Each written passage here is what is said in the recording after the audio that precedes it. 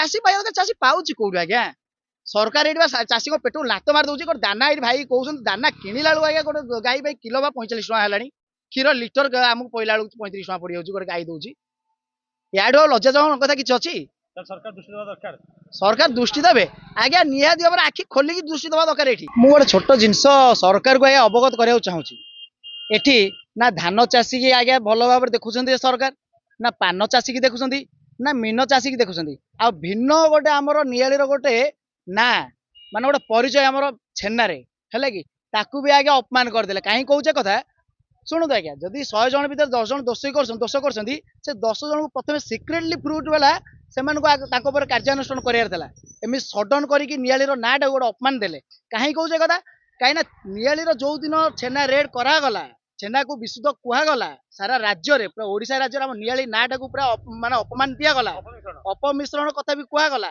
किंतु मु से सरकार गोटे क्वेश्चन पचार चाहूँगी से ओडिशा से दिन चीनी किलो 40 टकर आसी आगे 70 टका होगा से दिन दिन केते जन भाई माने ये चीनी पाई कथा कहते सरकार मैंने केथर से फ्रूट वाला केते थर कथा कहते साधारण नेता मैंने से कथा पर केथर कथा कहते है कि ये छेना बेपारी मैंने आम नियाली गरिमा को नष्ट करदे आगे एठी नेता मैंने है कहीं कथा कहूँ एटी भी आगे सत कथा कहूँ आपको एटी आगे क्या कहीं आगे साहय नेता मैंने करूना खाली मिछ प्रतिश्रुति देखिए आगे नियाली ना टोटाली खराब करदे है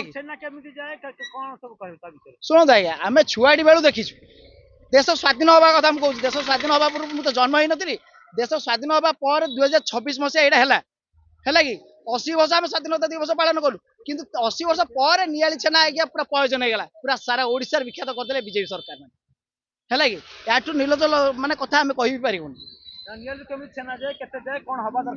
शुणु आज्ञा प्रथम कथा क्षीर जो मैंने छेना करुँच से आगे बुली बोलिक आम जो मैंने गाई पालन कर आगे क्षीर कलेक्शन कर क्षीर आगे 35 टका 40 टका लेखा किलो मिलूँ किंतु सरकार से क्षीर को कलेक्शन कर 70 टका लेखा पैकेट रे बिकुची ओमफेड सब काट माने सेटा आगे पॉइजन नुह तादर किसी फैट ना किसी ना आगे गोटे छोट छुआ खाइले विष सेरा सेठी आगे सरकार देखी पारुनी नियाली छेनाटा खराब हो गला आज्ञा कौन हवा दरकार आज्ञा जदि छेना आप कहते खराब अच्छी तार प्रमाण गोटे दिंतु माने खाई गोटे लोक किए गोटे एक्सपायर कर छेना खाई नियाली छेना खाई कौ लोक आगे मेडिकल ट्रिटमेंट हो मोर आगे दीटा क्वेश्चन रहा छेना खाई नियाली ओडिशा सारा ओडिशा जी जगह आम नियाली छेना जाऊँगी सब एरिया रे कौ जगह आगे कहते नियाली छेना आम खाई विष होगा मरीगलु कि आमको पॉइजन होगा जाइए मेडिकल पड़ू कौटे आप साधारण साधारण सोशल मीडिया भी आपन कथा केबे देखि सती कि निश्चित भाव आगे तदबा दरकार कहीं कहूँ नियाली छेना जाऊँ आज्ञा सारा ओडिशा ओडिशा को नियाली छेना जाऊँ किंतु नियाली छाड़देला अन्य एरिया आज्ञा छेना बेपार होउची सेटा भी सरकार आज्ञा बुली मत कहतु नियाली छाड़ी केन्द्रापड़ा हो कि जगतसिंहपुर हो कि काकटपुर हो ए एरिया रो छेना पॉइजन बेल देखैले कि को गणमाध्यम देखै कलिकता रे रायपुर आज्ञा निश्चित बाहर बाहर प्रोडक्शन आउची आमे ताकू धरिया नहीं आम निज एरिया निज जो खटिकी भाई माने चाषी भाई माने करूछंती माने जो भाई माने करूछंती कष्ट करी जो छेना व्यापार करे दिन राति परिश्रम करी आगे छेना आगे क्विंटाल छेना जो क्षीर किनला 45 टका पड़ जाउची गोटे काठ हो गैस गैस रेट आगे आसी 2000 टका गोटे ब्लैक रे किनला गोटे ओरिजिनल गैस किनला 1500 1200 टका है लोक गोटे दिन गोटे लोक गोटे बुली बुली केते दिन सारा परिश्रम करी तार तेल मजूरी तार निजर मजूरी अछि आज्ञा तार माने उदाहरण किए दब तार दायी किए हम प्रकृत छेना गोटे जब रेट कर सरकार को आम नवेदन करुँ आप कार्यानुष्ठान कर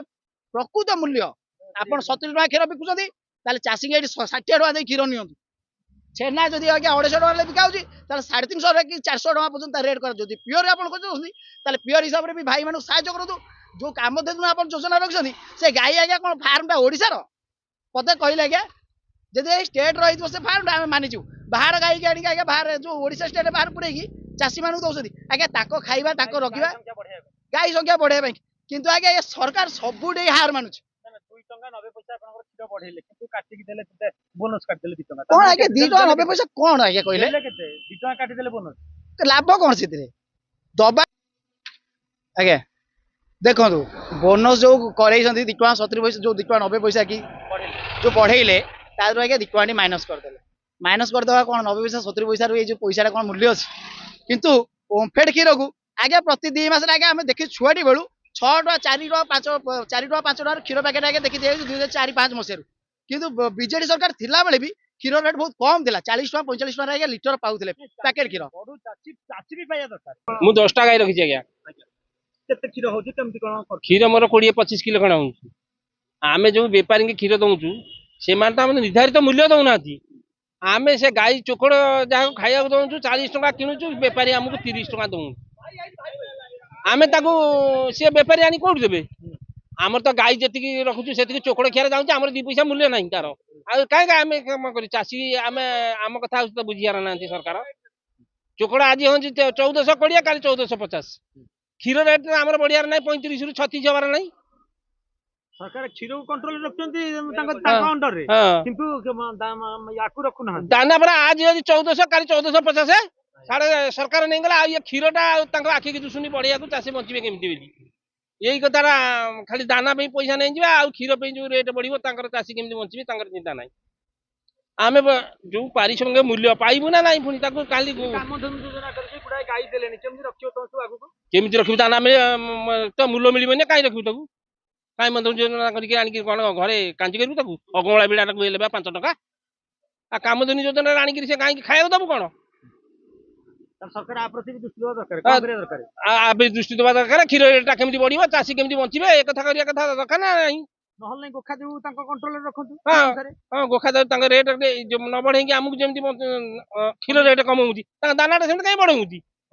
କମେଇକି ଦଉଛୁ, ଯେତିକି ଦବା କଥା ସେତିକି ଦଉନାହାନ୍ତି, ତାଙ୍କ ମନକୁ ବଢେଇ ଦେବେ ଦାନା, ଆଉ କ୍ଷୀର ବଢିବାକୁ ତାଙ୍କୁ ଦୁଶୁନି। 40 ଟଙ୍କା ପଇଲେ କ୍ଷୀର କିଲୋକୁ 35 ଟଙ୍କା। ଆଉ ଚାଷୀ ଖାଲି ବେପାରୀ ଠକି ଦଉଛନ୍ତି, ବେପାରୀ ନେଇକି ମଇଦା ପୁରେଇ ଦଉଛନ୍ତି। ମଇଦା କଣ ମିଠାରେ ପାଉନି? ମିଠାରେ ଗୁଡିଆ ମଇଦା ଦେଇ କାମ କରୁଛି ନା କୋଉଥିରେ କାମ କରୁଛି? ଆଉ ତାକୁ ଧରିବାର ନାହିଁ ତ ଗୁଡିଆଙ୍କୁ। ଆଉ ଏ ଗଉଡ କୋଉଠି ଛେନା ନେଇକିରି ପୁଳାଇ ଦେଉଛନ୍ତି 5 କିଲୋ 10 କିଲୋ, ସେଇଆକୁ ଧରି ଦେଇକି ଅପମିଶ୍ରଣ ହେଇଗଲା ଖାଦ୍ୟ। ଚାଷୀ ପାଇବା କଥା, ଚାଷୀ ପାଉଛି କୋଉଠି ଆଜ୍ଞା? ସରକାର ଏଇଠି ଚାଷୀଙ୍କ ପେଟକୁ ଲାତ ମାରି ଦଉଛି। ଗୋଟେ ଦାନା ଏଇଠି ଭାଇ କହୁଛନ୍ତି ଦାନା କିଣିଲା ବେଳକୁ ଆଜ୍ଞା ଗୋଟେ ଗାଈ ପାଇଁ କିଲୋ ବା 45 ଟଙ୍କା ହେଲାଣି। କ୍ଷୀର ଲିଟର ଆମକୁ ପଇଲା ବେଳକୁ 35 ଟଙ୍କା ପଡିଯାଉଛି ଗୋଟେ ଗାଈ ଦଉଛି। ୟାଠୁ ଆଉ ଲଜ୍ଜାଜନକ କଥା କିଛି ଅଛି? ସରକାର ଦୃଷ୍ଟି ଦେବା ଦରକାର।